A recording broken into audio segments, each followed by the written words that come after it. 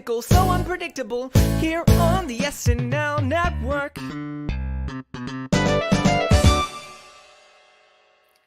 Yes, welcome on in, everybody, to the Saturday Night Network for another edition of our SNL Feedback Show. This time here to cover the Shane Gillis, Sydney Sweeney, and Josh Brolin episodes of Saturday Night Live. That is season 49, episodes 12 through 14. And we are proud to be presented by LateNighter.com as we get into our discussions today with a great co-host. So let me bring in Andrew Haynes. Haynes, how are you?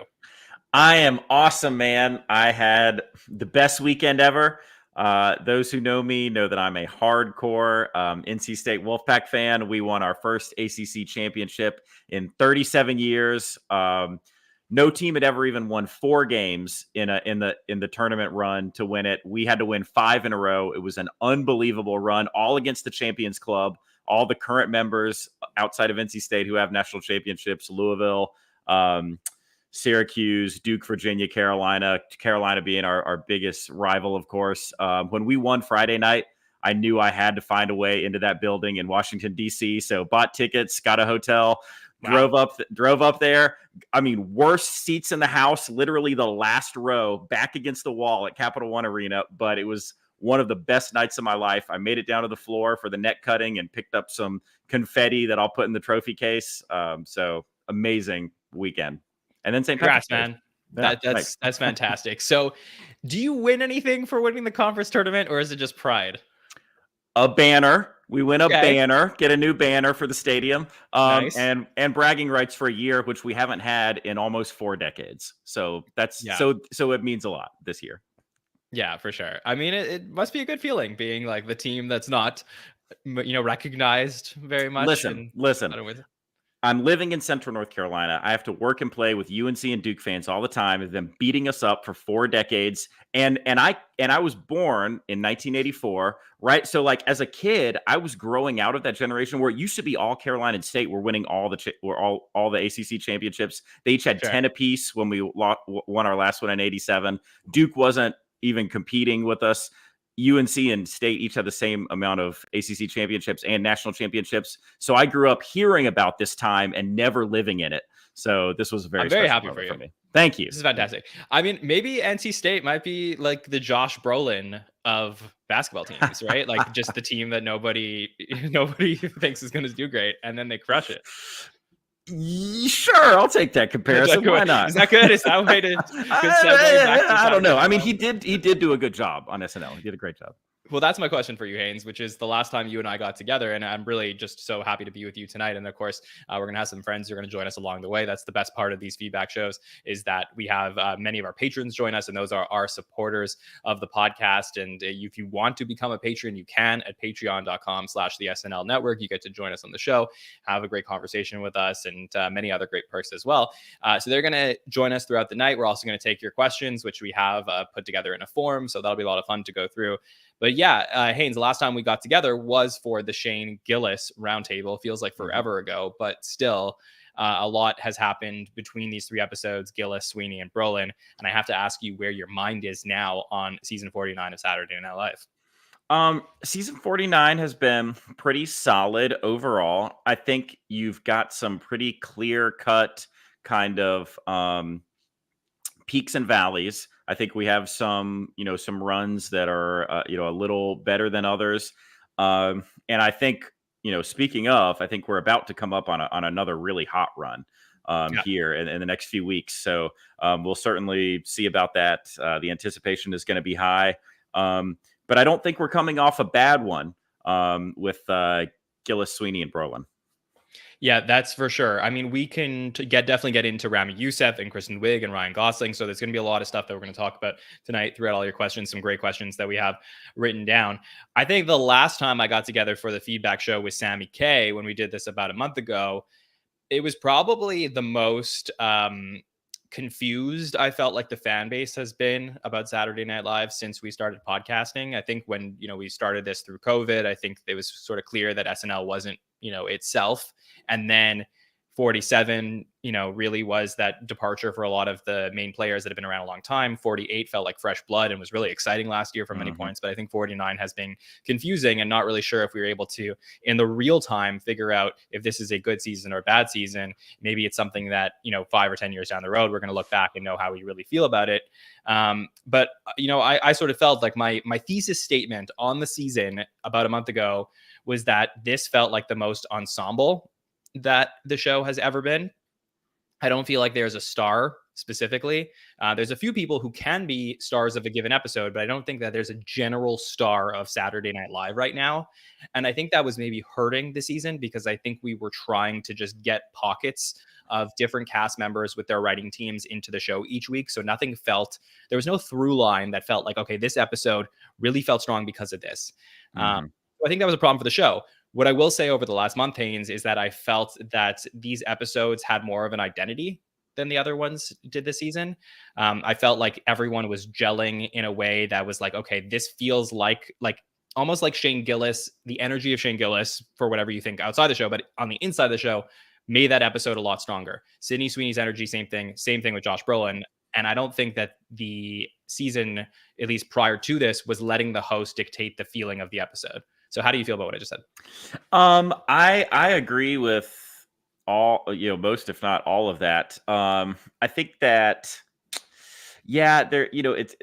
this season's been hard to figure out. My feelings right now are that it's kind of, an average season. I don't think it's going to go down. I don't have a reason to believe right now that it would go down as a great season, but I don't think it's atrocious. I mean, I've watched a lot of SNL, not every episode or stretch of episodes is going to be the best, sketch comedy you've ever watched. But we watch it because it's topical and it's current and it's, first and foremost live, which is what makes it such a special thing. I do think that the cast has started to kind of solidify or a little bit more around these hosts. And that may just be complete coincidence that these hosts were just working well with the folks that they were working with. I don't know what drives that. It could just be we're getting a little deeper into the season, and a team, sometimes it just takes a little while for to be before we're really hitting on all cylinders. I also agree that there's not a true breakaway star right now, but I think we've got two people who are really close to it in Ego and Bowen, who I think could kind of be stars. And I think maybe Sarah Sherman too, right around the corner. But no doubt that these people can be stars. Right. The cast is full of people who could be stars, but is any of them Will Ferrell or Kristen Wiig? I don't think so. There's no one we're not going to look back right now and be like, this was Ego's, season or Ego's era at the show. I think we're going to say that there were sketches that were really strong from Ego, or she had some really good episodes, but I don't feel like this era is going to be defined by a singular or maybe a pair of cast members. Definitely not defined by a single or a pair of cast members. No. Yeah. Totally, and I think that the other theme that we're seeing, at least over the last few episodes, compared to what we saw with Momoa and Emma Stone and Adam Driver, even with Lordy Dakota Johnson, I think that the show's been a lot more goofy in the last few weeks than it was prior to that. Something about the comedy, the writing style just felt more silly. And I think we needed that. I don't know what it, that's the type of thing that I think maybe 5 years down the road, we'll look back and sort of be able to parse through what made it that way. But it just felt lighter. It definitely felt goofier.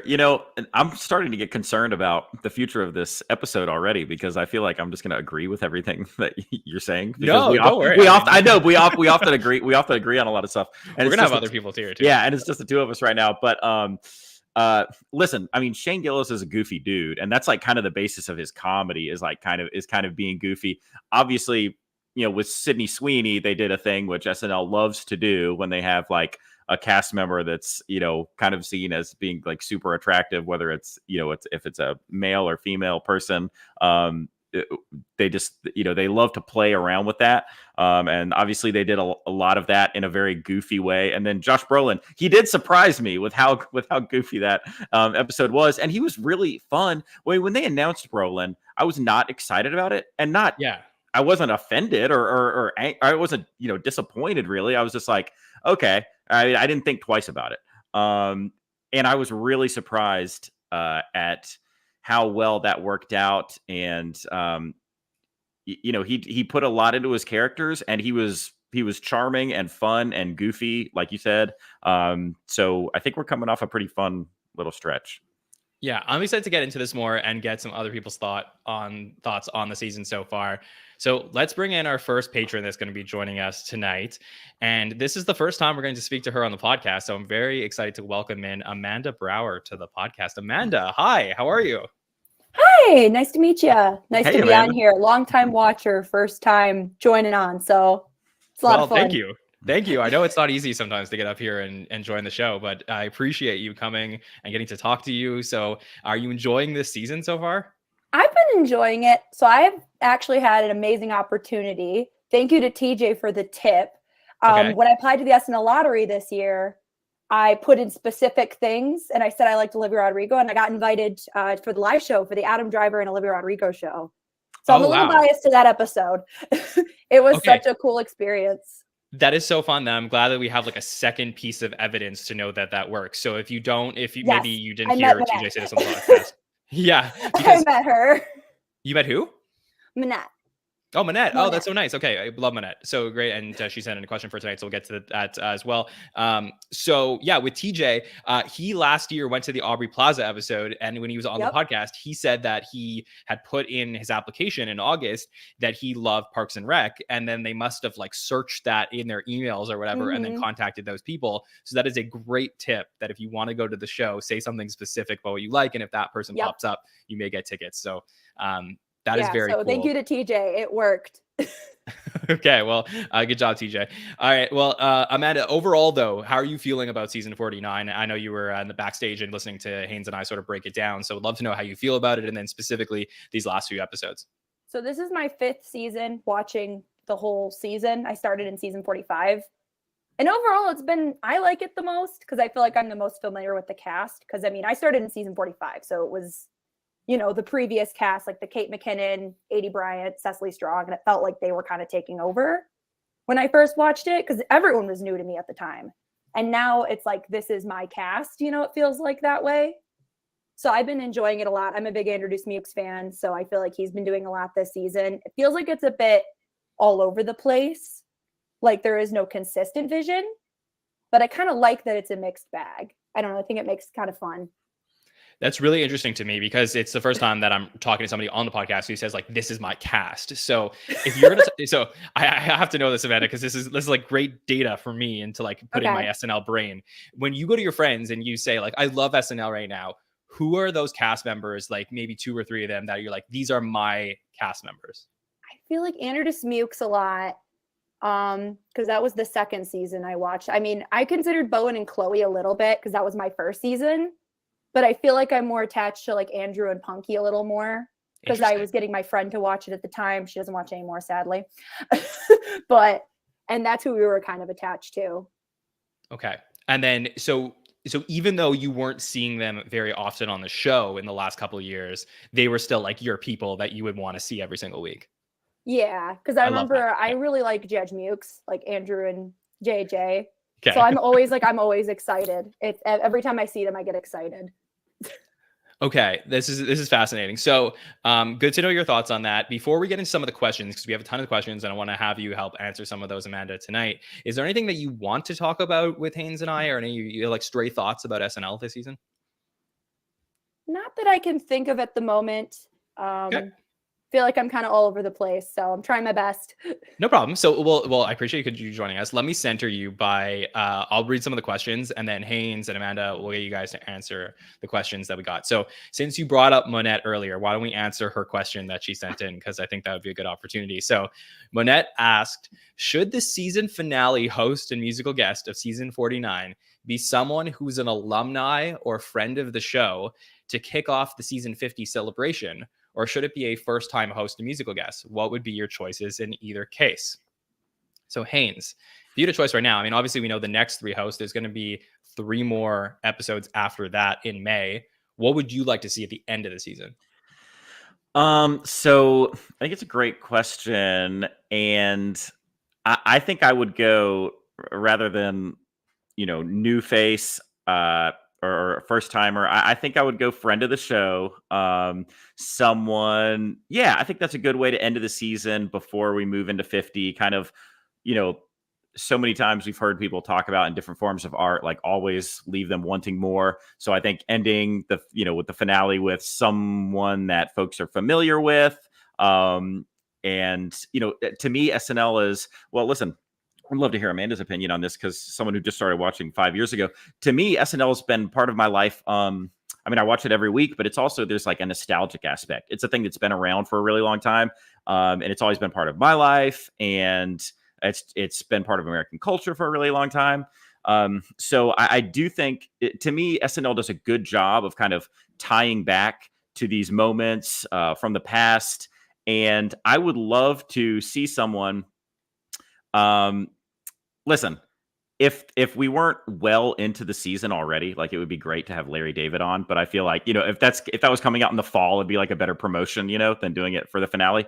But someone who does have a new show coming out and has had a really successful podcast for the past few years, and once wrote in the same room as Bob Odenkirk and Robert Smigel, I would love to see Conan O'Brien host the finale, and just leave a really great taste in people's mouth.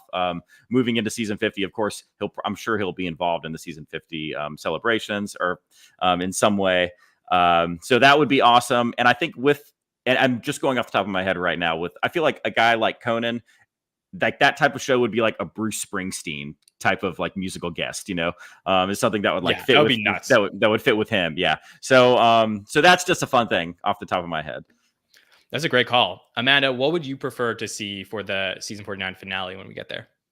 I'm good either way, but I kind of like when they have first time hosts for the season finale, because we had Anna Darmus, that was an accident being the finale.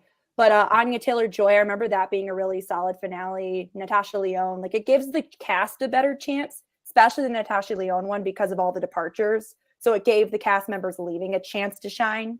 I don't really think anyone's going to be leaving this season, but then you have the more spectacle of having, a legacy host or a friend of the show. And I think that's exciting. Yeah. I mean, look, I don't want to waste anybody on season 49 when season 50 is coming up. I will say that I do think it's an interesting choice they made to have Kristen Wiig. I know she has a new project coming out, so it just makes sense. But, I'm a little bit surprised that Kristen Wiig's 5-timer moment won't be in season 50. But I guess they're just sort of rolling with, hey, we got to produce the show right now. Let's just get the best hosts out there and we'll figure that out.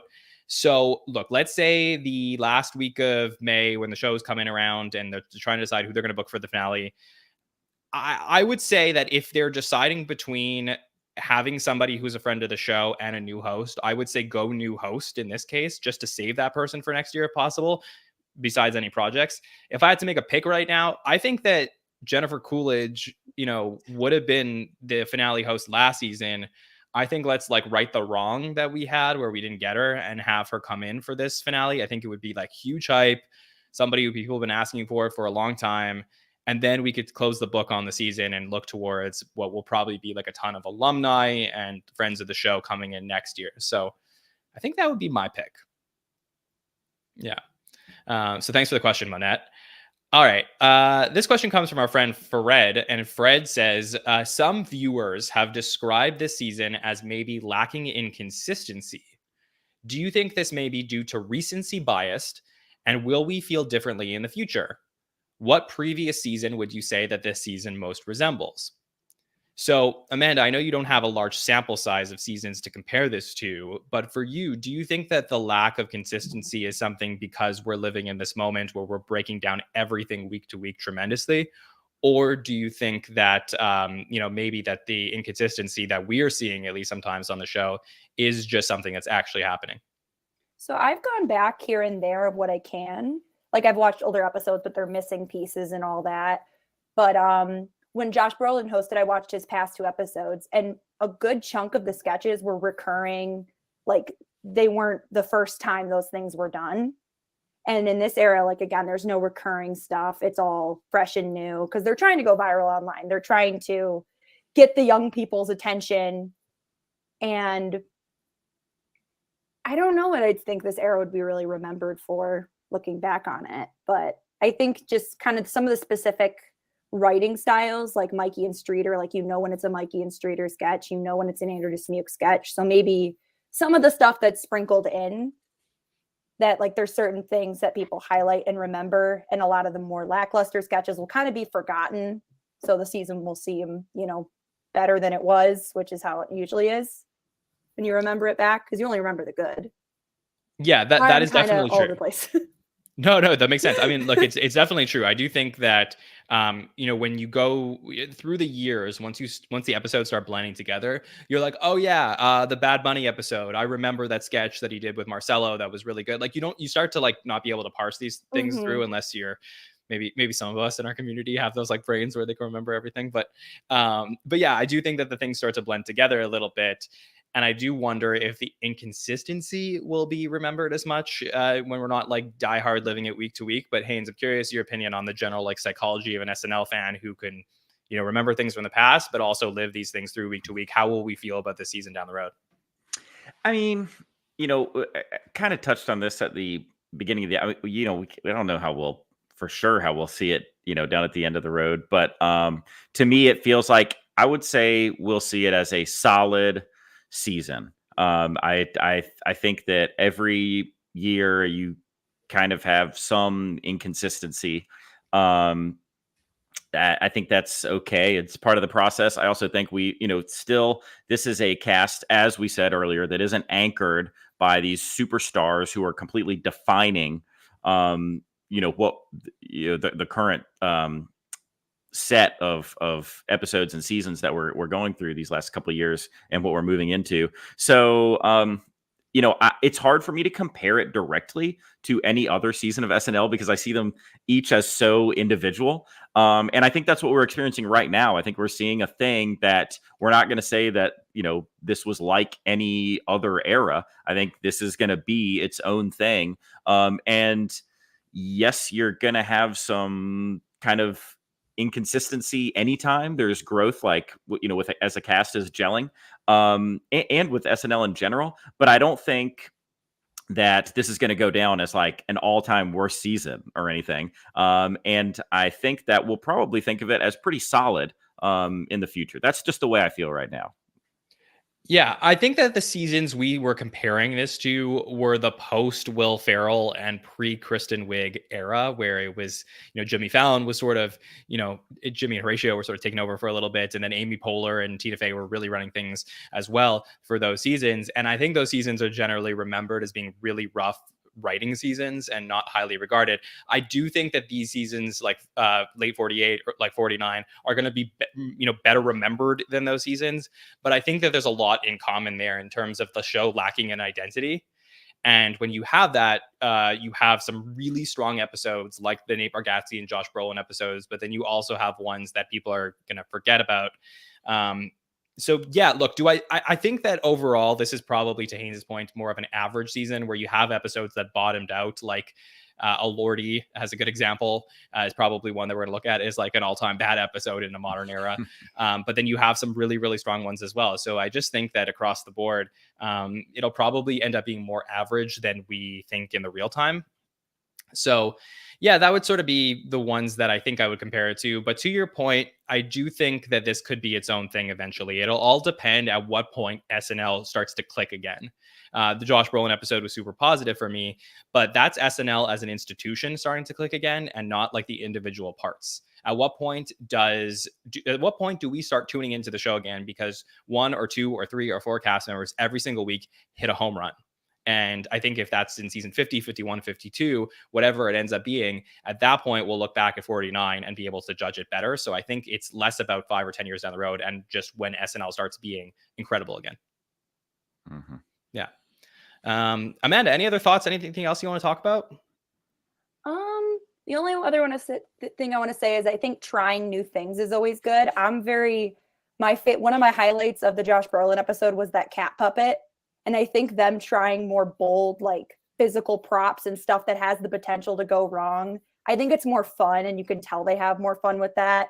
Like, even if it goes wrong, people still think it's funny and still enjoy it. Like when the hand popped out of the couch with no puppet, like it's still funny. Yeah. It's extra funny. Yes. So it's like It- it's a it was great. win-win if it goes wrong or if it goes as planned. Yes, I agree. I do think that those extraneous things that sometimes happen in an SNL sketch to take it off course are the things that we end up remembering more down the road. So I totally agree with you. Amanda, I'm so thankful that you gave us a chance to talk to you on the podcast and that you were a listener and now you came on the show. So I hope you keep coming back. All right. Well, thank you. Sorry, I'm a little nervous. Maybe I'll be better in the future. Crushed There's it. you were Thank great. you. There's nothing to be nervous about. You were fantastic, and I love getting to meet new listeners of the show. So if you are a listener and you haven't been on the show yet, Amanda is the example of like, well, all it takes is just to like come on for a little bit and talk to us and hang out and talk about your favorite show. So I appreciate It's not too you. scary. Yeah, for sure. We're all friends here. So I appreciate you, Amanda, and I'm looking forward to talking to you again sometime soon. Okay. Thanks for having me. Awesome. Great. Thanks. Bye. All right, Haynes, ready to bring in our next special guest? Oh yeah. Let's do it. All right, let's bring in the one, the only Demi. Demi, how are you? I'm great, John. How are you? I'm good. Welcome to the show. Have you met Haynes before? I think I have. Oh yeah. Hello. Yes, we Jen. met before. Yes. I've seen you on the other podcast. Thank you for having me. Of course. What's up? Anytime. What's going on? What are we Well, gonna? I was going to ask you, what's up with you? How are you feeling about SNL right now? I mean, we get to see you in the chat all the time and on Discord, but would love to know like how you're feeling about the show after the last few episodes. I'm feeling really good. It's been a really unique experience. I'm watching SNL along with this podcast and with the Reddit subreddit going on. I've never actually done a real-time thing this long with like keeping up with it, and it's kind of changed the show a little bit. Some of it like makes me mad, and people say anything bad about it, I'm like, but you don't even know. Like, stop. How does that work exactly? Like you're watching the sketches like live at 11:30 and then you're on Reddit on your computer at the same time, like reading what people are saying? Yeah. Like if you make a like if there's a live stream going on during the whole show and people weigh in, like, oh, that's referencing this. Like that's how I find out a lot of things are referencing TikTok.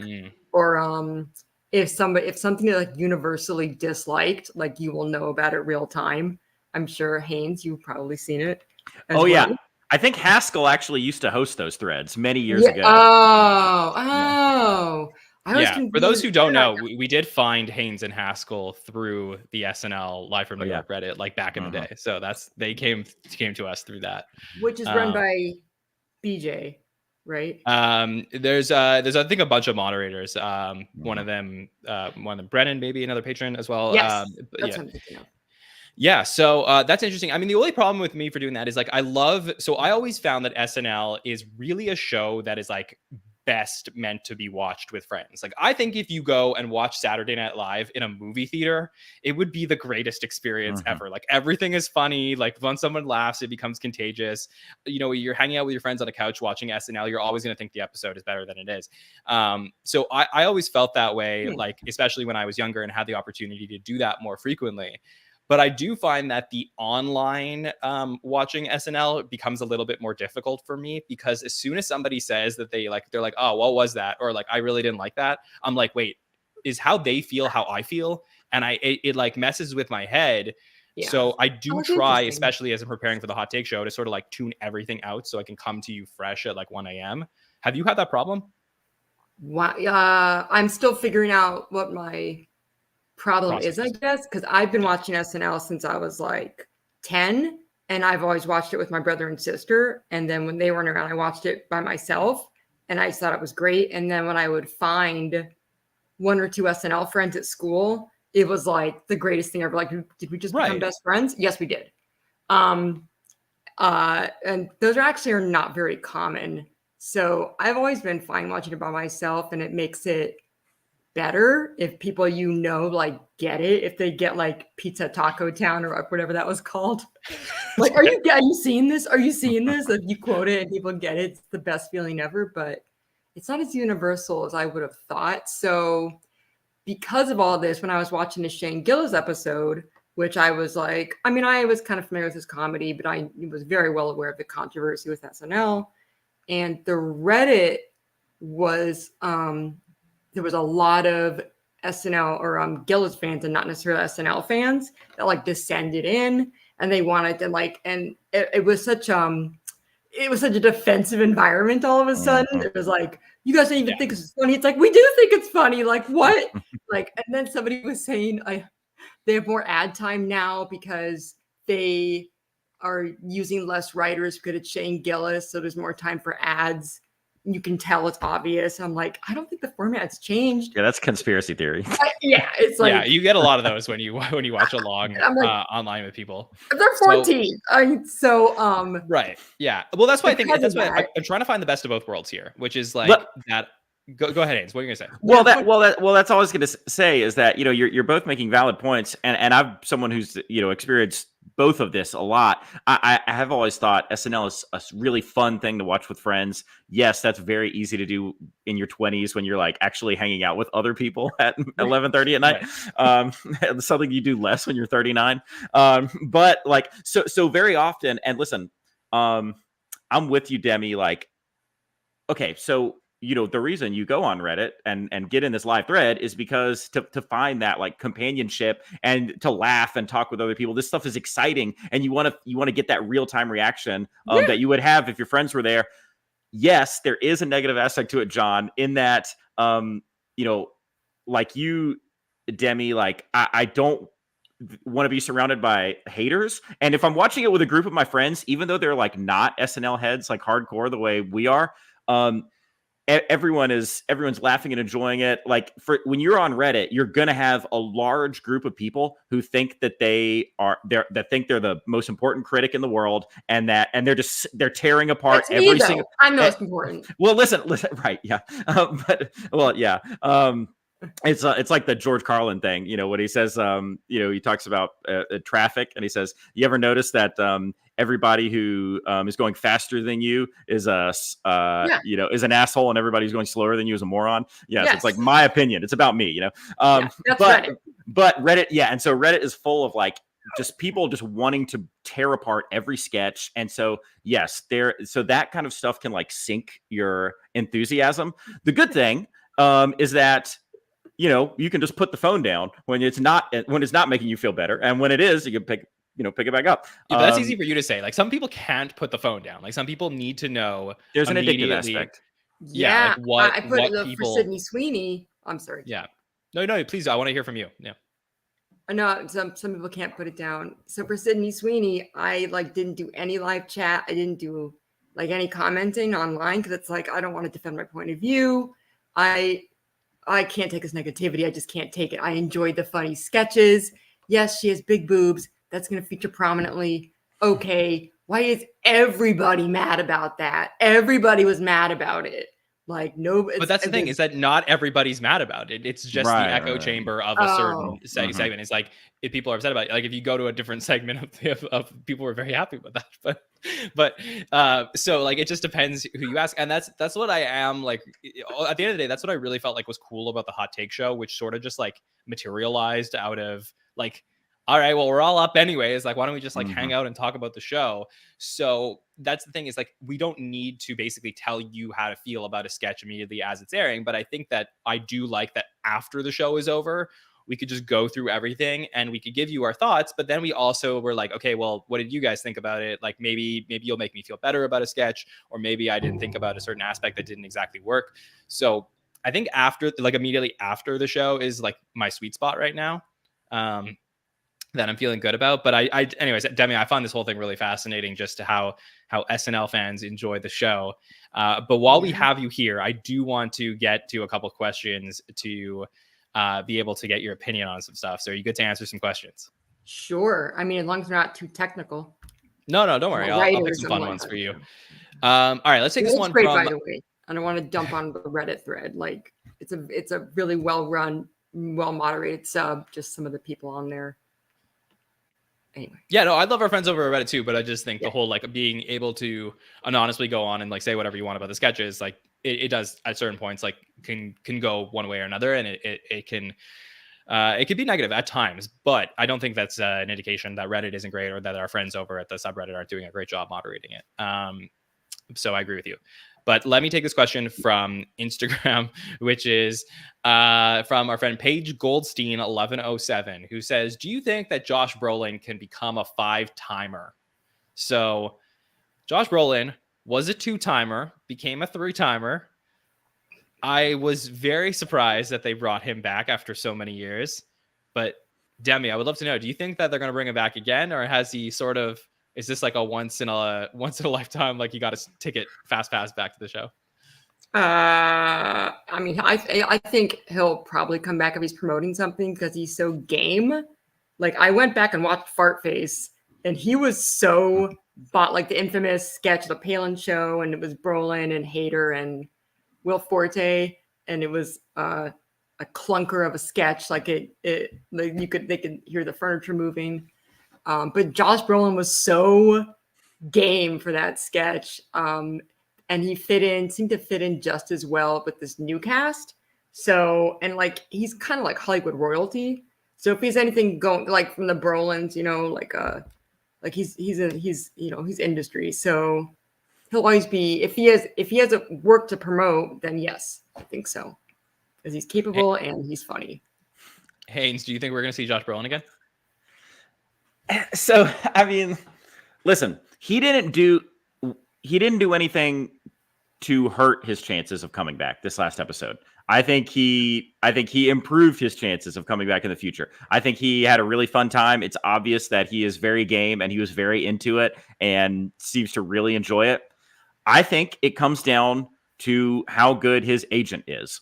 Like Demi said, like how much work is Josh Brolin going to be getting in the future on the main stage? It surprised me that he was announced as a host because I didn't know he was doing stuff that people were excited about. To be fair, like I'm not always paying attention to all the new movies that are coming out. I'm not sure I've really ever seen anything that Josh Brolin is in. I only know of him. You haven't watched like a Marvel movie? I mean, I'm not a Marvel guy. I've seen a couple of them. So listen, I was making a little bit of a joke, but it really does come down to Josh Brolin's agent. If he's in a couple more great big things, before this whole SNL institution dies, I mean, I still think he's young enough where he could come back, 7 years from now, and then we could see him another 5 or 8 years after that. And listen, he will be 70 at that point. Listen, what? and so is Steve Martin, even though he's looked like it since he was 30. But Josh Brolin, I feel like will still have energy 15 years from now. Hopefully, if he seems to be a healthy person. This is one of those rare occasions where like leave on top, bro. Like don't come back. Is that what you think? I do think he did. Like I said, I mean, I think he did a great job. I think he only upped himself in that. SNL on that list somewhere that folks look at. I think I only inched up a little bit. He didn't hurt himself. I have to talk to like Mike Murray about this because he's more like into the age stats like than I would be. But is he like one of the best like 55 plus people to ever host the show? Like he's 56 right now. Like I think like if you're hosting, I mean Betty White aside, like I think if you're hosting and you're like later, like I'd say like the second half of your life, I think that at that point, like we don't necessarily expect like the greatness of your athletic prime. So I think well here's the thing though, the older guests are so few and far between that I do think for their ratio that they've done well. I don't think we can just say like older hosts typically fall flat or something. I'm calling out that ageism. And they saying that I know you're not being ageist. I know you're not trying. I know you're not being ageist. I know. No. I don't think that older hosts don't do well on SNL. What I'm saying is that like I don't think like once you get to like your late 50s, 60s, or even 70s, and you're hosting SNL, can we count on you to consistently come back and be great? Like I don't think that. I think like this is a young man's game where like if Nate Bargatze, how old is he? He's like maybe late 30s or something. 44, I think. Oh wow, is he really? A little older than I am? Yeah, nailed that. Okay, wow, 44. I thought he was younger. Okay, maybe let's take that back. But I just think like okay, somebody who's like maybe in their 40s or 30s or late 20s comes in and crushes it. I think at that point you're like, okay, I'd like to see them come back like 2 or 3 more times. I think if somebody who's 55 plus comes and crushes it, I think like maybe we hang it up.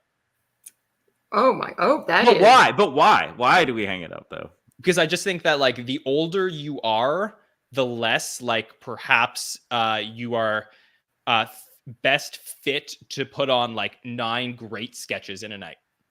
John, Well- I'm just gonna wait. You go on, Haynes. Well, there's very often like 12, 11 to 13 sketches like throughout the show or something like that. I mean, how often do we see a host come on and only be in like 4 or 5 sketches? Not that I'm saying that's a good thing. No, I'm not Obviously, saying we want put in 9 obviously sketches. we I'm want saying people. 9 great sketches. Like hit like the consistency at which Brolin like put up is like he was like viral, like he was like or viral. So you just think that he can't. You just think that it's unlikely that a person who has that much success could repeat it, unless they're a really particularly special comedic talent. No, I think you have to be young to if you're a really great host. I think you have to be young enough to be able to come back and put that effort out again. I don't know. It does. I mean, it's a huge amount of energy to do SNL. That's what I'm saying. That's what it's like I know it's not a professional sport, but this is like an athletic feat to like be able to be able to pull off what you did and like be. You know what? Here, let's put a pin in this for a second. Demi, can you stick around for a few more minutes? Sure. Okay, let me bring in Will. Here. Let me bring our friend Will, who's joining us on the show. Will, hey. How are you? Doing great. Good to see you all. I've met Will before too. What's up, Will? Yeah, it's good to see you again. Good to see you. Awesome. Well, I don't know if you're hearing what I'm saying, but like, tell me you agree with me on this. No, I totally understand what you're saying. I think I would agree in that I do think as you get older, the degree of difficulty for putting on a good show does rise. It gets increasingly harder. I think I would defer to your point. The week leading up to SNL is probably more prohibitive prevents people from having a good week than the actual night. I think that there's probably, I mean, we saw she had help obviously, but like Betty White was able to put on a great show. And that's, like I said, obviously one of the oldest hosts ever had, but I think it's still, and she wasn't in every sketch obviously and had help getting around, but I think it's the week going in at a certain point. Do you want to do the late nights? Do you want to commit to that schedule for a week? And I think the older and I think more probably the richer people are, I think that it's probably like, do I need to do this? And that's probably that's a good factor. I mean, like, look, Betty White probably slept for like 2 weeks after. I know she's like, she was an animal, right? Like she could handle this, but I just don't think she's an exception. I think she's an outlier to the rule. Yeah, I think if you have great hosts come in their 60s or 70s, I just can't imagine them putting up great efforts in the future. Now, if they want to book Josh Brolin 5 years down the road, I do think that he could end up being a good host. I just think like we're talking, in my opinion, and this is just my opinion, I think that the Brolin episode was like a modern classic. So I can't imagine that he's going to do that again next time. Right. Yeah. It'd be hard to do, especially depending on when he would be invited back. And then obviously the writing and the cast. I mean, that if you're going to be headed towards the 5-Timers Club, you're counting on not just your own ability, but who are you leaning on? Who are the scene partners you get along with the best? Who's the writers when you come back? So all those things come together, and it's hard for any 5-timer to say they've got 5 great episodes. Sometimes there's going to be one there that's like, all right. Well, yeah. So is that really what you're saying, John? Is that he's too old to risk having a shit episode because he might not be able to come back and fix it and correct it and make up for it? I think that's okay. Yeah. I'll buy that argument. Yeah, I agree with that too. Yeah, I agree with that too. Yeah, it's like we want to remember, not that he's going anywhere anytime soon, but we want to remember you, Josh Brolin, as a great SNL host. Yes, so 100%. So don't come back. If you hadn't said anything, John, I totally forgot he hosted it all. Like until right. I mean, no, I don't think anybody remembered he hosted before. I mean, like in all like a sleeper hit. It's just like, so if he does 5 times, who's gonna even know? I'm just kidding. I mean, I said I think he's the most underrated host ever, potentially. And that's Brendan Gleeson. How old's Brendan Gleeson? That was funny. Yeah, but I for sure, except the monologue. Right. Oh. Yeah, the monologue was rough. Yes, I mean, right. That's a controversial one. I mean, look, the thing is that because Josh Brolin was already a 2-timer, there was like a built-in resume to look at there that nobody talked about for 10 years. And then we're all now like having, reflecting on like those 2 episodes and being like, they were good episodes. Like he was a good host. Like nobody was saying, I've never once in the hundreds of podcasts we've done ever heard the name Josh Brolin come up on the podcast. So I forgot he did anything. I was like, what? Who? Oh my God. He's like, because I don't watch the Thanos stuff, but it's Thanos. Yeah. No, I would recommend anybody go back and watch Fart Face the degree of commitment. You've heard them talk about it in podcasts. Bill Hader talks about it, but Josh Brolin is like, this is a sinking ship and we're going to go down as loud as possible. And I'm going to commit to this so fully. And I was like, no one even talks about like how much he was bought into that sketch, like teeth 100%. gnashed on the table. And that's the thing, right? Like you probably hear Bill Hader or Will Forte like talking about that sketch and being like, okay, let's talk about the fart face sketch. And they probably didn't even, they said like, oh, this guy Josh Brolin was hosting, but like nobody was like, well, he know. was like bought in. Well, like the infamous line is, he heard people like killing after the real Sarah Palin was at Weekend Update. And his quote to Hader that he confirmed on Seth Meyers was, let's shut these fuckers up, because they knew the sketch was like not going to be a good fit. It was going to be really boring. And it was not. He committed. Fart face just for the commitment. 100%. Thanks for having me, John. Of course, Demi. Anything else you want to talk about SNL related stuff before we let you go tonight? The confusion with the Air Bud references. Seth Meyers and Colbert referenced Air Bud last week in their monologues separately, because like they're talking about there's nothing in the rule book about whatever, and everyone like freaks out about Air Bud. Why this is such an old movie? Who cares? Comedians love Air Bud as a reference. It's everywhere. So I just would like to put that on the record. On this Air Bud is timeless. To be clear, like when SNL started in the 70s, they were making sketches about what it was like in the 50s.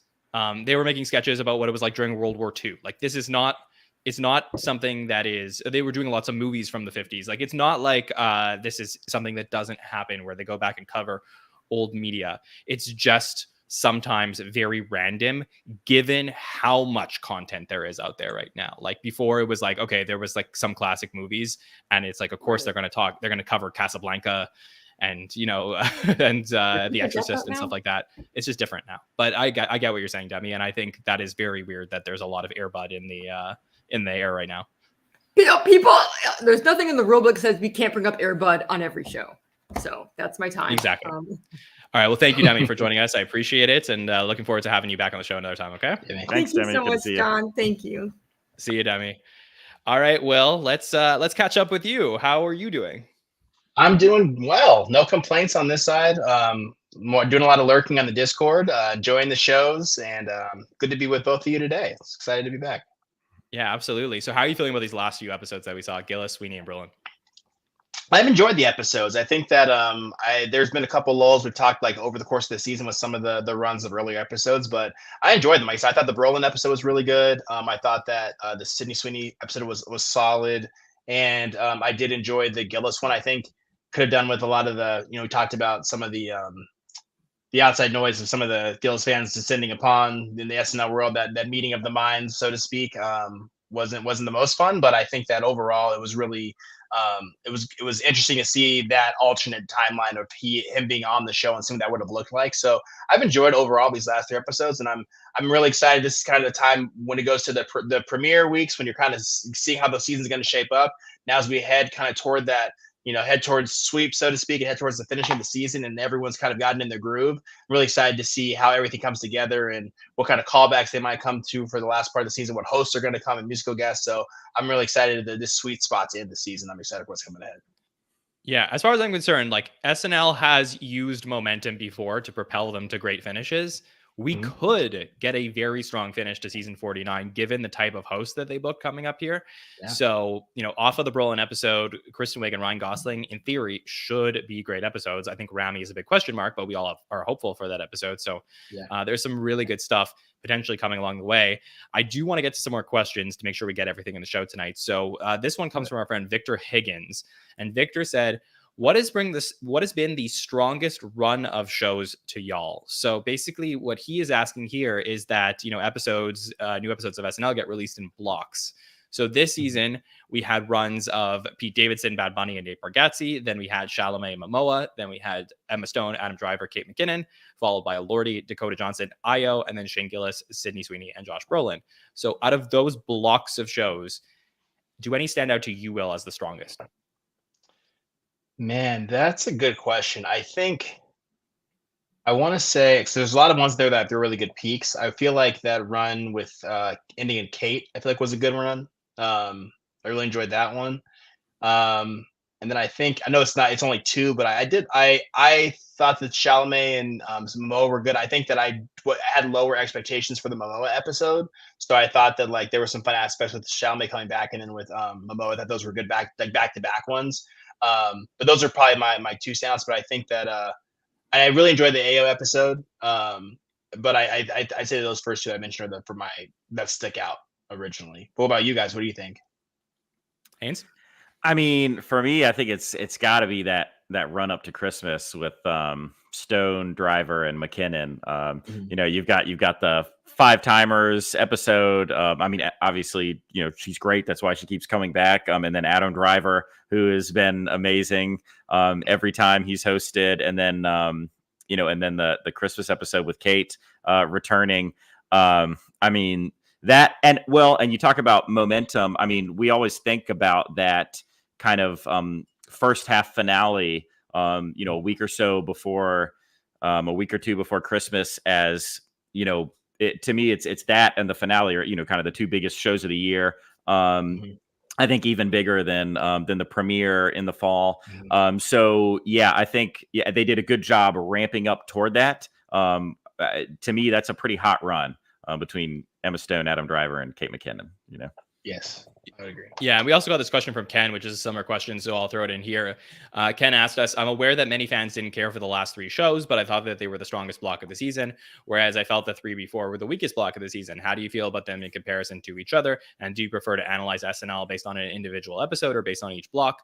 I prefer individual episodes, honestly, but I do think that it's good to look at a block to see, you know, what they did accomplish in this block. I think that for me, this Gillis, Sweeney, and Brolin block may be the strongest block. I think that, you know, there was a lot that I was, you know, there's a lot for me to overcome with regards to covering the Shane Gillis episode. But now that we're through those murky waters of figuring out exactly how to talk about him and deal with it, I think that I could mostly say that was a success, at least on the show. I think Sydney Sweeney was a lot of fun. I think she was a fantastic host as far as I'm concerned, as just like an individual host. And I love the Brolin episode. So I have to put that probably ahead of, honestly, the first block of the season. Go ahead, Nance. Well, I think so. Right now, these last three, that's the second best. I think that's the second best little run. Although, you know, that could change over time, you know, with perspective and rewatches and moving into the future. I totally agree. And I don't think I would be in the minority here. I totally agree that the block before this last one was easily the weakest. And, you know, obviously, I just, Elordi was just kind of flat out bad. Dakota Johnson episode was not particularly good. I think Io is amazing. So, you know, she was awesome. But the two, you know, that came before her were just nothing to write home about. And going back to the Jacob Elordi episode, that's being pretty nice. So yeah, I mean, look, I think the other block that I would put for reconsideration among us, you know, diehard SNL fans, is I would recommend going back and rewatching the Pete and Bad Bunny and Bargatze block. Obviously, the Bargatze one is always going to be remembered as a great episode. I think people were really hard on that Pete one, but I think it had a lot of really fun stuff in there. Like, it did have that goofy energy that I look for in a show. And I think that Bad Bunny is a very interesting episode as far as like the dual language and then trying to work around him, you know, not speaking English as a first language, bringing back Pedro Pascal. I think that was a really solid block of shows, better than a lot of people felt about it. So I think I might be in the minority there. But I think my major disagreement here is the Emma Stone, Adam Driver, Kate block. And I love the Kate episode, but I think that Emma Stone and Adam Driver were a little bit disappointing to me as far as I'm concerned. There was some good episode. There was a couple good sketches in there, but they weren't like all-time classics the way I think we thought they would be. No, John, can I ask?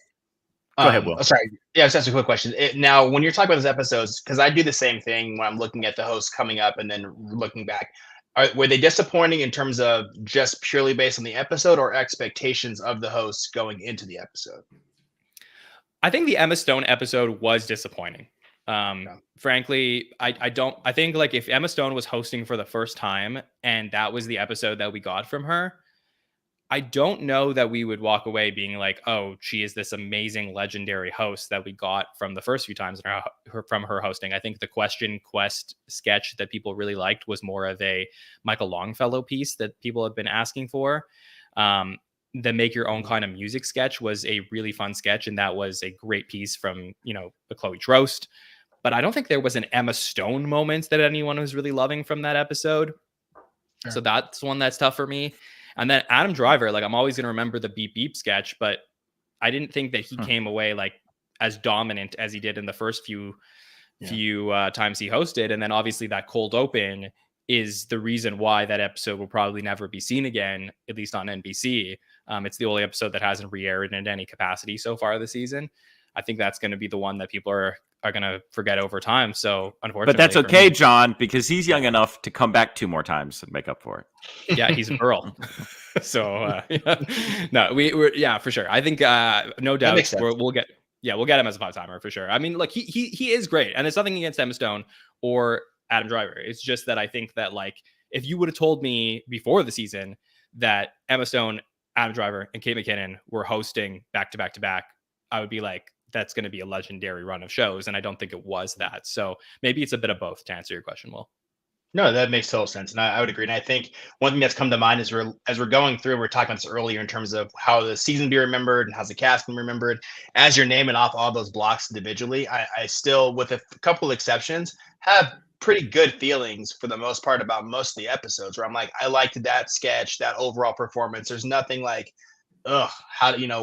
overall. So I do feel good that, like, as we give these shows more time, like, and the season more time, it's a lot more positive than negative, which I think is good. Yeah, absolutely. Will, any other thoughts on the season? Anything else you want to talk about? No, I'm just looking forward to this final run.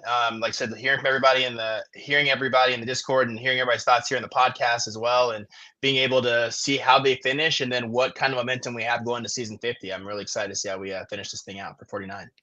It's going to be a lot of fun. I mean, we have so much to look forward to from this point. I think these next 3 episodes are very exciting. When we get back together for the feedback show before the final 3, that's always a really fun show, because then we get to talk about how the season's going to cross the finish line. And then, of course, we get to look forward to season 50. So I totally agree with you, Will. And I appreciate you joining us once again. Yeah, great to see you, John. Great to see you, Haynes, again. You guys take care. And I'll be see you guys soon. Absolutely. Yeah.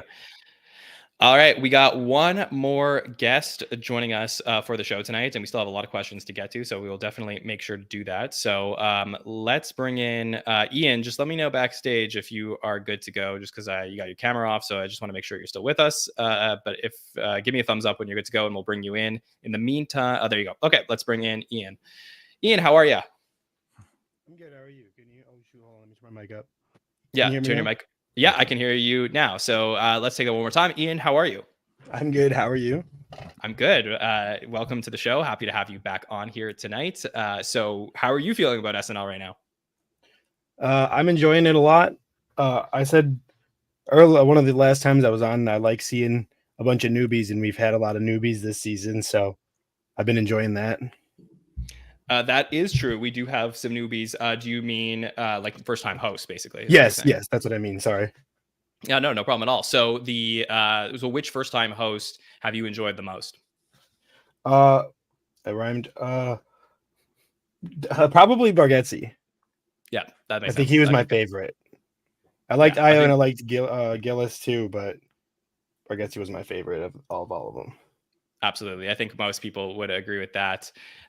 Okay, well, Ian, if you don't mind, we got a bunch of questions to answer, so I could obviously use your opinion on them, and Haynes as well. So we were just talking about the Kate McKinnon episode. So I want to take this question that came in from Mason, and Mason says, while I thought that Kate McKinnon's episode this season was outstanding, many of my friends had mixed opinions on her return. Considering Kristen Wiig is returning soon, what do you think a former cast member has to do when hosting to be successful? Should Wiig rely on her past hits or work with the new cast to create new characters and sketches? So we haven't done a lot of Kristen Wiig talk tonight, Haynes, but obviously, I mean, if you listen to this podcast, you know I am a big Kristen fan. So what are your thoughts? What does Kristen need to do to make this a slam dunk for her 5th time hosting the show? Okay, so to address the question, you have to do both of those things. When you bring back a host, when you bring back an alum to host, This is an old friend coming back to the show that, we've had a relationship with in the past. When you catch up with old friends, two things have to happen. You talk about all the new things that are going on in their life. We have to have new stuff. We have to have new sketches. It would be boring if it was nothing but, repeat characters. But you always talk about the good times. You talk about the stuff you did together. There's always a little thread of nostalgia. So I think it has to squarely be a chunk of both. And I guarantee it will be. There's no way you bring back someone who was on the show for this long, made an impact the way she did, and don't bring back some of her biggest characters. But if every single sketch, was bringing back, was some sort of throwback, I think everyone would be disappointed in that.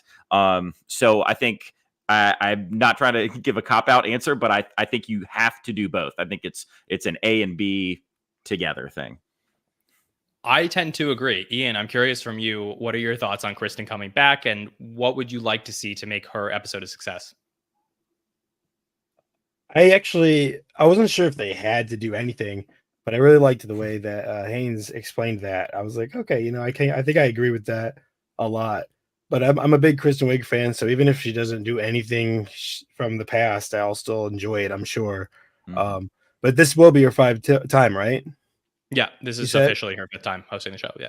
So I think that might bring a lot of people back alone to celebrate it. So we might actually get a good amount of nostalgia in this one. Yeah. Can I just say on a personal note? So I'm going to the Rami Youssef episode myself in New York. I'm 1 week away from having been at the Kristen Wiig episode, and I'm like, no, because for me, I was such a big fan of Kristen Wiig. I mean, obviously, she's like, so popular when I was in high school, such a big part of the show. I never got tired of the recurring characters. For me, I think that they were always like a big part of my childhood. But I think that what I would be asking for her from this time is that she has great characters that she hasn't brought back before since she's been as a cast member. Since she was a cast member, and one of them is like Penelope. Like to me, Penelope was maybe it was a little of the time, but that was like such a quotable sketch. I think she hasn't brought it back since 2010. That would be so much fun to see in modern times. There's a couple update characters in Judy Grimes and Aunt Linda that she never brought back. Like these are fun characters that she could do on the show that aren't Garth and Kat or the Californians again, or Surprise Sue, who I loved, but I have seen many times since she's come back to be a part of the show. Yeah, Haynes. You know who I would love to see her do? I would love to see. This would be a great setup. Weekend Update. Colin and Shay are like, they set up the joke like, this is rare, guys. We'd like to, our boss wants to talk with us, and Kristen Wiig comes out as Lorne Michaels and does a whole Lorne Michaels thing at the desk as a new character. You look like you hate that, John. But I was like, has she played Lorne Michaels? I don't think she's played. No, Lorne Michaels absolutely, no, absolutely not. I don't think any. I'm not sure. Have we had anyone play Lorne Michaels on the show? Yeah, we had Will Forte. That's right. Yep. You're right. Yep. Yeah. So, Will but Forte I think Maya? But I think that Kristen doing that at the Weekend Update desk would be a really fun thing. Yeah, why do you hate that so much? I'm like, this is so random. Like, yeah, but it's well, we're having a conversation. This is the whole thing is random. I don't hate it. It's all improv. It's all improv. Yeah. Yeah, I don't hate it. I just thought it was like it's like a random choice, but I dig it. Yeah. Honestly, if it happens, you're the first text, right? You're gonna be like, oh wow, Haynes, like you crushed it. But look, at the end of the day, I do think that what SNL in season 49 is missing is a little bit of star power. So I do think that like she can go out there, and she is such a naturally gifted performer that I think she elevates any sketch she's in, regardless of if she's playing a recurring character or not. So I would like to see her play, new characters or new roles in sketches written by these writers and just bring their concepts to the next level. And I think there's a lot of potential for her to do that. So I'm very excited about this. I think this is could potentially be another home run pick. I'd like to see two a-holes come back. Oh, Sudeikis cameo. Mm-hmm. I've been asking for that sketch for 15 years. Like that is one of my favorite sketches. Would love to see it. Oh, also I gotta say, like, I think I would like to see a Five Timers Club sketch. Like, I thought that when they didn't do it for Emma Stone, that maybe it was when Kristen Wiig was going to be in the Five Timers Club that they were Like the going to do. lounge. Yeah, the lounge sketch. We haven't done it since Mulaney a couple years back, and I know that these things don't happen every single time someone gets into the Five Timers Club, but I think that Kristen Wiig is like the type of person that you can do this for. The only reason I think they wouldn't maybe do it is because maybe she doesn't like want that type of attention. She's not really like, Kristen's never been the type of performer that's like making it all about herself, even though her characters are very like me sometimes. So yeah, I would enjoy seeing it, especially if you're going to do the thing that we talked about in December, which is bring back the women who are five timers. There's an opportunity to have them come back, like bring back your Drew Barrymores, bring back, have Emma Stone, have Candice Bergen, have Tina Fey, like have everybody that you would have had all together, but bring them all back for the Five Timers Club. I think that's a lot of fun that you can do for this time, especially. So Melissa McCarthy was the other one I was thinking of. Is there one other one that we're missing? Women five timers. Maybe we got them all. Okay. Let's take this next question that comes in from also from our friend Ken, who says, as we near the end of the season, what has surprised you most about cast use in a positive or negative way? For him, the positive would be Andrew having a steady presence after a rocky season 48. Negative would be whatever has happened to Michael Longfellow. So a positive or negative in the cast. What about you, Ian? Any positives or negatives? Agree with the Longfellow take. I've been missing like stand-up takes at Weekend Update Desk. I missed that. Positive, I like Mikey's Biden. But yeah, I definitely want to see more Longfellow, and I want to see more stand-up bits at the update desk, and even just more. I don't know. I like the characters, but I like when they I don't know if that's just supposed to introduce newcomers or not, but I'd like to see it more often. It's just me, but I mean, in theory, it's not supposed to be just for introducing newcomers, but I just don't know why the show hasn't given a leash to Michael Longfellow to be able to do his thing on the update desk, because I think we're all fascinated by that. And that's where he really thrived. Yeah. The characters that he has brought to the Weekend Update Desk, I love them all. I think he crushes with in that type of role. So totally agree. We could absolutely use more of that. It felt like Punky was getting a good little pop this year, and I hope that ramps back up before the end of the year. That would be a positive for me, because she's had some nice moments, and I'd like to see that continue. Here's a question. Do you think that the show regrets hiring 4 stand-ups last year? Like, should they have mix and matched 2 stand-ups, 2 traditional sketch performers, or was going like the stand-up route? It was very like late, like early 90s, like hires, basically, like what they did where they hired like Sandler and Spade and all those guys. And ultimately I think that worked for a little bit, but didn't work in full. So what do you think of that, Haynes? I don't think they regret it yet. And that's not to say that they will. I mean, we'll see, but I wouldn't go that far yet. I mean, I think we've seen the right. I think we've seen the right stuff, from a lot of these folks. So I wouldn't go that far. Yeah, I just think that the learning curve is a lot more difficult than if you come from like a second city and you do characters regularly on stage, versus like you're just a stand-up performer, you're a very funny person, but you've never done a character in your life, and you're like, okay, now I have to transform into a person that I'm not comfortable with when I'm used to being me on stage. I actually think I agree with that, depending on the role. I think when the role is more centered around a single character, that's when stand-ups thrive. They already have like great timing and stuff. I think it's more about the interplay with other folks. So like really being an actor in that way. I do think you're right about that. Ian, what do you think about that? Yeah, I think I agree. I was just trying to think. I was thinking more about that thought in general. I didn't really think about it before, how they were all stand-ups, but I do find it interesting with noticing that I don't know if they've been having a hard time finding places for like Molly and Devin and like Longfellow, because Marcelo obviously is on screen a lot. But then they hire a whole new person, Chloe Trost, and then she gets a lot of screen time, and we're still not sure what we're doing with the other people who have been there a whole year before. I just find that interesting. I don't know if there's like behind the scenes politics that have something to do with it, but it's just kind of interesting how that is playing out. Yeah. Honestly, I think that if I was to ask them or have like producers on the podcast of SNL, I think what they would say now is that like we think these things to death, and they probably don't. They probably just like let everybody do the thing, run through the SNL machine every week, and they take the best material and they put it on stage, and they don't think about, this person isn't doing this or this person is doing that. Like if I really asked the truth from them, would they tell me that Michael Longfellow, though he's tried to get stuff on Update, it just maybe hasn't been good enough? Or are they saying that they made a decision as producers to not put Michael Longfellow on the Update desk this season? That I'm not sure about. But ultimately, I do think that, like I said, the learning curve for some of these people is a lot longer. And unfortunately, we're in a time now where we're ready to see them thrive on the show, and they may not be ready to thrive on the show yet. So it's an interesting thing to think about.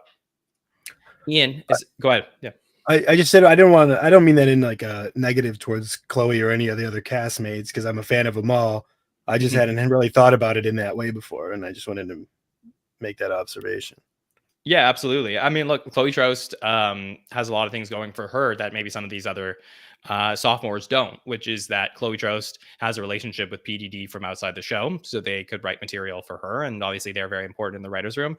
And Chloe Trost has more of a background in sketch, whereas they have more of a background in stand-up. So it is interesting to see how she will develop in the future. I think that given how we saw her start the season, I think that I definitely, she'll 100% be back, and I think we'll see a lot more from her. I'm looking forward to it for sure. Ian, anything else you want to talk about from the season? I just the last 3 episodes, I did just want to point out, like, I thought I didn't really like the Sydney episode or the Josh Brolin episode, but as I was going through just the sketches on YouTube, I realized I liked a lot more sketches than I had thought I did. And I always think if people really are like watching, I think people should rewatch it. If they're just casual fans, I think people should give everything a rewatch, because that does help. And the refresh is like, oh yeah, this actually was pretty funny. I don't know, because it's like 11:30 at night. Who knows what sticks with you? But those were pretty good episodes, and they did surprise me. Even me. I mean, I will watch the show once, talk about it on Saturday night, and then Sunday, when I'm taking notes for the Monday show, I'll rewatch the episode. And I'm like, I don't know why I was so down on this sketch, or maybe the sketch wasn't as good or excited, like as hyped up as I was for last night. Why am I not that today? Like watching it on a second watch and really parsing through the lines really does help. I know SNL is a live show and it's intended to be watched and just enjoyed, like, in real time. But in our world, where we really want to dissect what's working and what's not, I think it does help to rewatch those sketches a second time. So I agree with you, Ian. Well, and it's so interesting. I think there's a lot of that with, live performance, the way we experience it, and then having the opportunity to record it and then revisit it. Like some folks who watch the show might know that I'm a Fish fan, so I've seen them. What? I've seen them, 76 times, and I've seen a lot of other bands like them, a lot. So like, and this is something I experience all the time with watching a show or going to a show, feeling certain ways about certain jams, and then re-listening to it, and then like gaining a new understanding, maybe like in either direction. And it can happen with, and I find that all the time, like, it just can be about any sort of shift in the energy in the room. Like you talk about watching it with people versus watching it by yourself, or, picking up that phone or computer and getting on Reddit and stuff, or and literally just like any sort of action, like in the space where you're consuming it, can like change the energy and the way that like you experience the stimulus that like comes next, so I do think it's interesting how much perspective we can gain just from watching it a second time a day later. It's amazing how much stuff can change around. Obviously, that's something that we experience a lot. Totally. All right, Ian, thank you so much for joining us on the show. Again, I always appreciate it. So I look forward to chatting with you next time. Yes, thank you for having me. Absolutely. All right, Ian, talk soon. Yeah, so that was a lot of fun getting to catch up with Ian. Haynes, I was gonna say, I mean, if you are like, I know you're not a social media person, so you say, but I feel like you do have a secret Twitter account somewhere that's like I don't. fish fan 7, and your status is like seen fish X 76 times. Listen, I have thought about it seems like it would be very liberating. I've thought about creating a secret account like for comedy or music, like just to go like blow off steam, like just like it would just be a dick account where I'm just laying down like the most. Is that what we call it? My harshest feelings, when I just really want to like tear something up, but I don't want to have to deal with the consequences later. I've thought about that. It seems like it would be a nice release, but no. Yeah, I hate those dick accounts. But okay, let's wrap up. Let's wrap up the show with some more questions. Okay, this one comes from our friend Kylie_Claire1, who wrote to us and said, "Are there any standout writers to you for this season?" So Haynes, I don't know how much you're keeping up with the writing credits and stuff like that, but have you seen anything that stood out to you? Man, I saw that question when you sent them over just before the show, and no, that's what I was thinking is like, oh, I really haven't kept up with the writers that much this season. There is if you're on the SNL subreddit, they do a really good job of that, and you can follow a post that'll be on there all year long as that gets updated with sketches for every episode. Haven't been paying as much attention. So I don't know that I have a good answer for that off the top of my head. It's consistently the same folks who write the monologue. So I always know, what's going on there. But I also, I think that that really just depends on the host, like very often who you're writing for. I don't have, I wouldn't say that, I think Rose has just been, killing it this year or anything. Yeah, I will say, so about, the writers in the writing credits, if you kept up with our social media over the last few years, you'll know that we used to post the writing credits on Sundays because we do get a lot of that information from our friends at NBC. Some other people in the SNL universe were writing some wrong writing credits, and ultimately that led to NBC asking us not to publish those every week. I do try and incorporate them into the podcast as much as possible. So whenever there's an opportunity to talk about a sketch and it's important to bring up a writer or the writers of the sketch, I'll definitely do that. So you can always tune in here for that. And of course, Reddit does a great job with that. And there's some people on Twitter who do a great job as well to keep track and sort of amalgamate what people put in their Instagram stories. But yeah, what I can tell you is, because I do have like the list of the writers for all the sketches, and I do look through this to sort of keep track of how people are doing from a writing perspective. I think Mikey and Streeter continue to crush it. They had a really strong start to the season. I think from a writing perspective, they just continue to grow more and more, so much so that you'd watch a good sketch and be like, was that a Mikey and Streeter sketch? And you find out that it is, and you're like, wow, Streeter Seidel is fantastic. So I think he's been really strong. I will say that a writer, if you don't know her name, you should know who August White is. August White is a writer that's writing with Andrew Dismukes a lot now. And a lot of those sketches come from them as a partnership. And she is fantastic. So you should definitely check out August White on the show. Brian Tucker has been involved. He was, for a very long time. He does a lot of sports stuff. He does a lot of stuff with Keenan. He's been doing some stuff now with some of the cold opens that have gotten a little bit better. I do love Brian Tucker. Even though he's a Carolina fan, suck it, Brian. But but I've been a fan of his since he was on Chappelle's show, Yeah, he's been pretty good recently. So he's been good. Colin Jost has been writing some stuff too. He's been good. So I mean, overall, I think there's been some really strong stuff there from some of these writers. And one of these things that I think could be interesting to do at a certain point, like after the season's over, maybe is look at things from more of a writing perspective and talk about that. So that's a good note to do. So thanks for the question, Kylie. All right, a couple more. This one comes from Culkin on the Cob. Culkin on the Cob asks, now that we are for sure getting a Trump v. Biden rematch, many Americans, including myself, are distraught about the current political climate and upcoming election, which in turn makes us want to disconnect from most long-form humorous commentary, i.e. your usual debate sketches. How can SNL go about this in a way that says something new without being overtly preachy like in the Trump era and reminding Americans of how depressing everything seems now? What do you think, Haynes? So Culkin on the Cob. This is, I'm going to challenge some points of this question because I think you deserve the respect of thoughtful discourse. And yes, I think that most folks are not pleased with the options for the presidential election coming up. I don't know that makes everyone. I mean, obviously it's true for you. I think that there are some folks who don't. It doesn't necessarily make them want to disconnect from this humorous long form commentary, but there are a lot of us who kind of need it as that palliative to like kind of survive this stuff. So there's that. I think there's a good portion of people that, if you got, you got the news on in the background all day, or you're listening to it on the radio, it can be pretty depressing. You try and get away from it, but it seeps through in social media. Having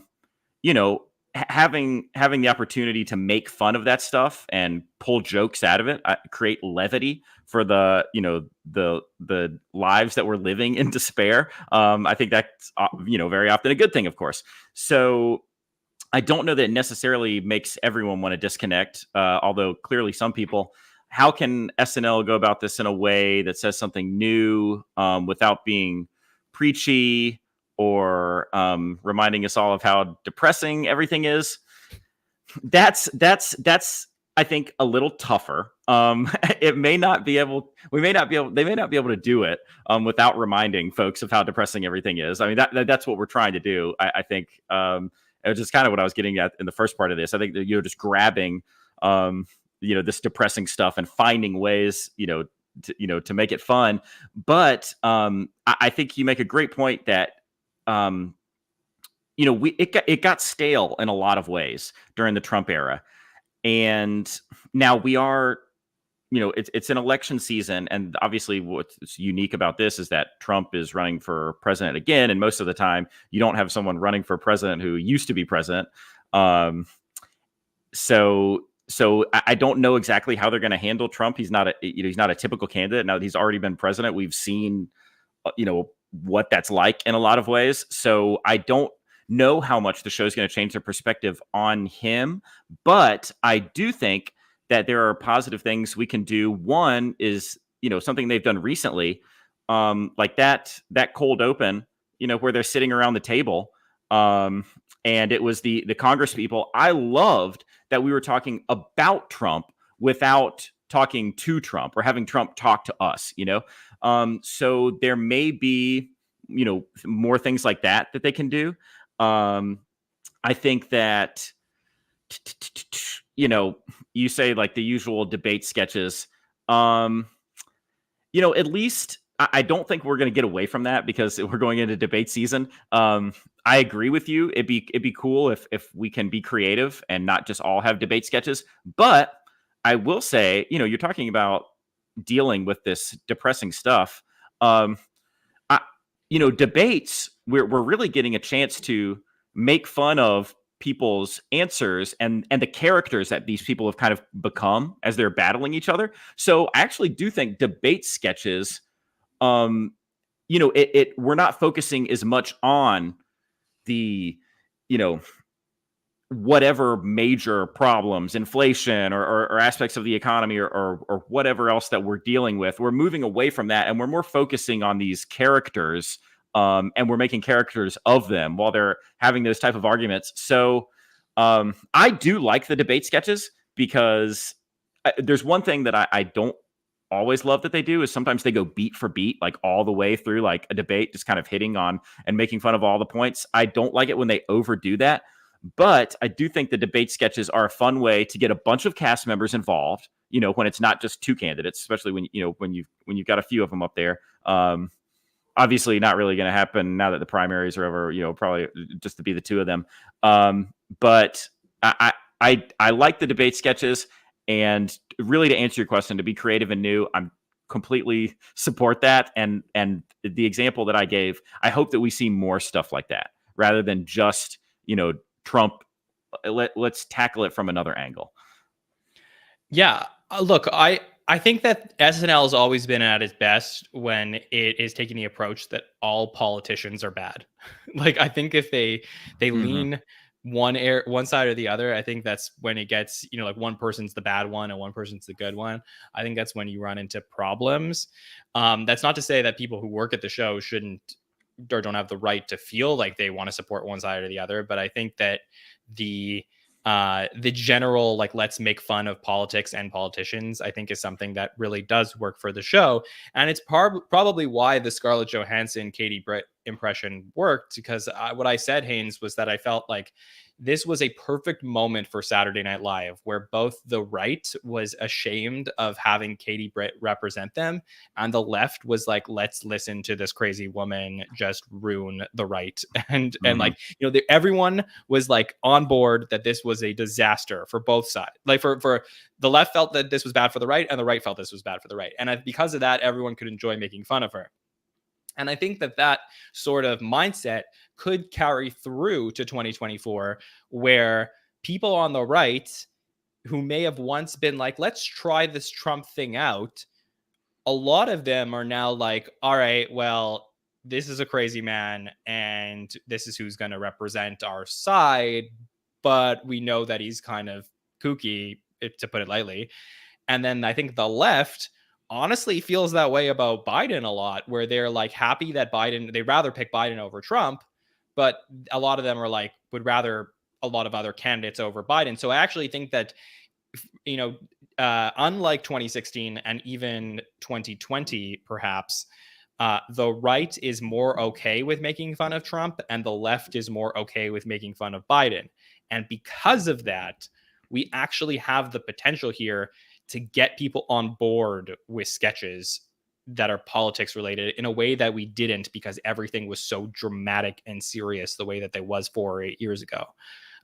That's just my 2 cents on it all. The other thing that I would say is that for debate sketches, I always enjoy when they don't just repeat the things that happen in the debate. When they, I do like when they take moments from the debate and turn those moments into exaggerated sketch concepts. Agreed. Yeah. So that's my opinion. So what I'd say, Culkin on the Cob, is give it a chance. You never know. These are different writers, different cast members. Let's see what they put together. But we'll be there to go through it with you, Culkin. 100%. That's what we do here. Okay, a couple more. This one comes from Ajax. Ajax says, with the increase in stand-up comics hosting SNL lately, which comics would you like to see host who haven't yet? And who are your predictions for the next comics to host after Rami? I want Mark Normand. So, Haynes, I know you're a stand-up guy, right? Mm-hmm. So what do you think? Yeah, it's so funny. So like you sent me these questions, and it says, his question is, let me open it back up here. Yeah, with the increase in stand-up comics hosting SNL lately, which comics would you like to see? And that's where the page break is.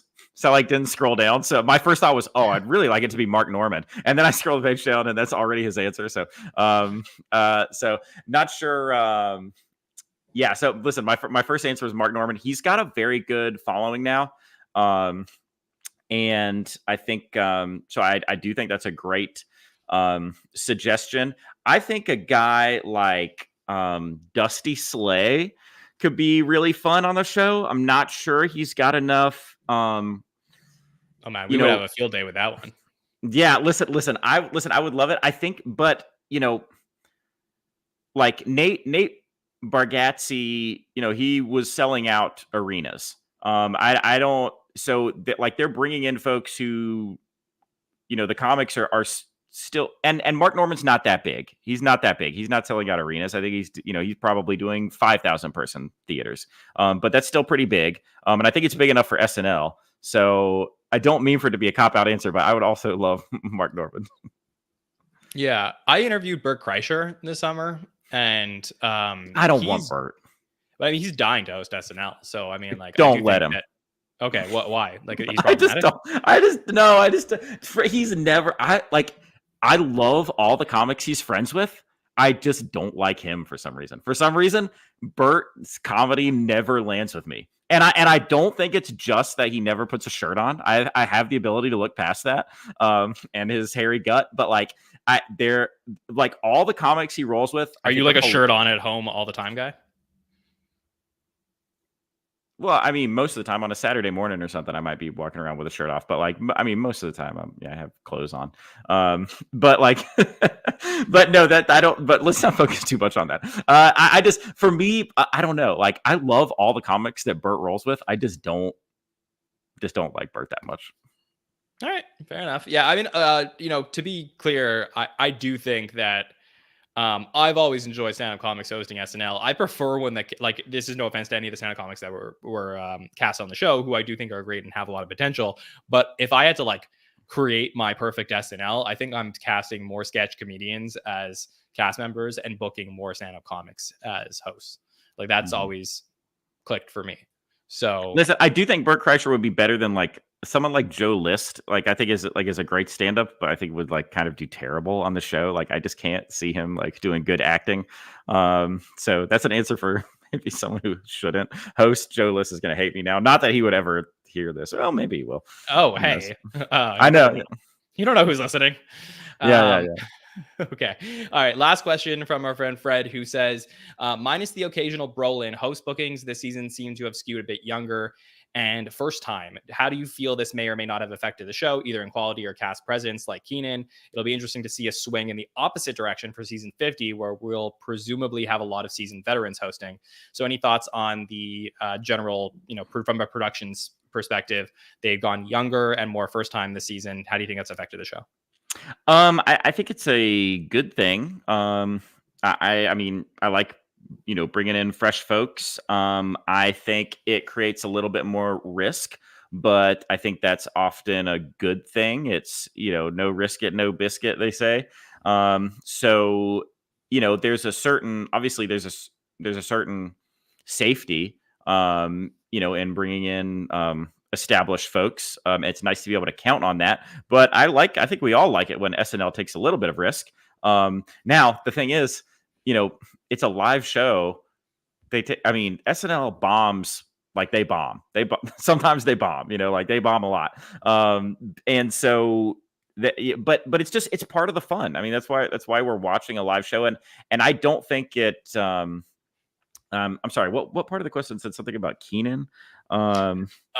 He basically said, like, do you think that this has affected the show in quality or cast presence? Like perhaps having younger first-time hosts has had a negative effect on Kenan Thompson's role in the cast, who is a veteran who may be more likely to work with returning hosts or older hosts. If that's the question, no, I don't think that's an issue. I think Keenan's down to work with anybody, and he's kind of a boss on that. That's his show, So like folks are coming in. I think they're excited to work with him and everybody else. And I don't think it negatively affects Keenan. Yeah, I think the most interesting part of the question for me is just like what's going to be moving forward from here. Everyone assumes that season 50 is going to be, the all-star season where we're going to get just all the greatest hosts from SNL history are going to come back. And that is what I hope it is, but I don't know that it will be for sure. And then if you think season 50 is going to be interesting, what the heck is season 51 going to look like? Like, is Lauren going to be there? Is there going to there's always these storylines that are coming. And then of course, if this cast sticks around, do they do a giant turnover? Is there a purge between 50 and 51? Like there's a lot of things to think about over the next few years. And I am curious, where they get in a groove, because we've always seen over different generations that, once a cast stays together for a few years, hosts tend to come back because they like working with that cast. Mm-hmm. So I think that will be an interesting aspect of these host bookings. And while we have a new cast and a lot of turnover over the last, year and a half to 2 years, I think we're getting a lot of new, fresh hosts. Do I think it's affected the show too much? Not really, but we'll see. I think it will be more interesting in retrospect once we find out what happens in season 50, I think. Mm-hmm.